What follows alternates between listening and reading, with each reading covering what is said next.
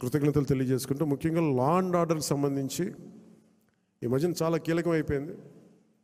National media అడిగింది, మన కర్నూలులో జరిగిన సంఘటన, ఉమ్మడి కర్నూలు జిల్లాలో జరిగిన సంఘటన, ఒక చిన్నపాటి బిడ్డ మీద ఏం జరిగిందో అందరూ మైనర్ బాలురు ఏం చేశారు మీకు అర్థమైంది.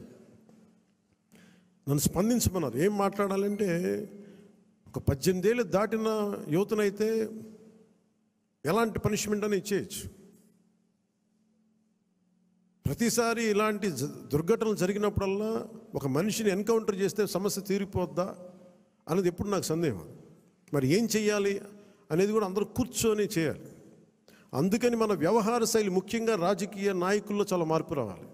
వీరి భాషా వ్యవహారాలు ఇష్టం వచ్చినట్టు తిట్టేసి, ఇష్టం వచ్చినట్టు బూతులు తిట్టేస్తే, నాయకుల్ని రౌడీల్ని పెంచి పోషిస్తే చిన్నపిల్లలకు కూడా అది ఆలవాలం అయిపోయింది.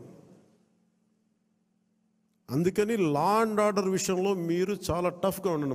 మన ఎమ్మెల్యేలందరికీ చెప్తా ఉన్నాను, మన ఎంపీలందరికీ చెప్తున్నాను, చాలా చాలా బలంగా ఉండండి, అన్కాంప్రమైజింగ్ ఉండండి లా అండ్ ఆర్డర్ సంబంధించి. అలాగే విద్యా వ్యవస్థలో కూడా మనం నెక్స్ట్ మీటింగ్లో ఎప్పుడు కూర్చున్నప్పుడు దీనికి సమాజం కూడా మారాలి, కొంత బాధ్యత తీసుకోవాలి.